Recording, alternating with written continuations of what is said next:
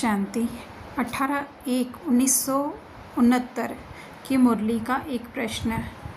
सभी पूछते हैं कि पिछाड़ी के समय आपने कुछ बोला नहीं। बाहर की सीन तो हम सभी ने सुनी है, लेकिन अंदर क्या था वह अनुभव भी सुनना चाहते हैं।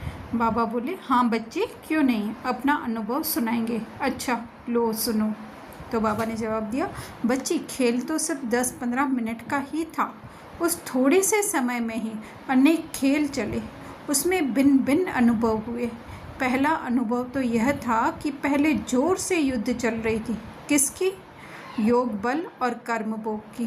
कर्म भोग भी फुल फोर्स में अपनी तरफ खींच रहा था और योग बल भी फुल फोर्स में ही था।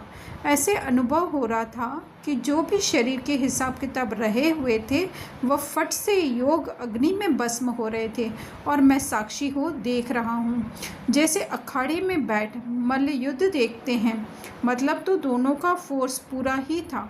उसके बाद बाबा बोले कि कुछ समय बाद कर्म भोग मतलब दर्द तो बिल्कुल निर्बल हो गया, बिल्कुल दर्द गुम हो गया। ऐसे ही अनुभव हो रहा था कि आखिर में योग बल ने कर्म भोग पर जीत पा ली। उस समय 3 बातें साथ साथ चल रही थी। वो कौन सी? एक तरफ तो बाबा से बातें कर रहा था कि बाबा आप हमें अपने पास बुला रहे हो।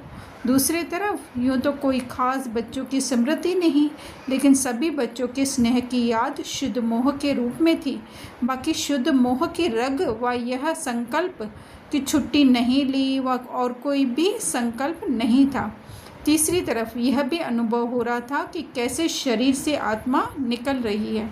कर्मातीत न्यारी अवस्था जो बाबा ने पहले मुरली भी चलाई कि कैसे भां भां होकर सन्नाटा हो जाता है, वैसे ही बिल्कुल डेड साइलेंस का अनुभव हो रहा था और देख रहा था कि कैसे एक एक अंग से आत्मा शक्ति छोड़ती जा रही है।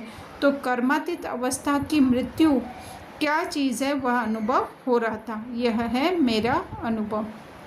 तो यहाँ पे हम देखें कि योग बल अर्थात कि आत्मिक स्थिति और कर्म भोग अर्थात कि जो अलग अलग जो है 84 जन्मों में हम लोगों ने अपने देहभान के जो है वो संकल्प या एक पहचान बनाई है, वो जो है दोनों बाबा कह रहे हैं खींच रहे थे। तो इसमें बहुत ही सूक्ष्म है कि मैं साक्षी होकर देख रहा था मल्ल युद्ध में। तो मैं साक्षी होकर मतलब मुझे कुछ नहीं हो रहा था, अर्थात कि आत्मा को कुछ नहीं हो रहा था।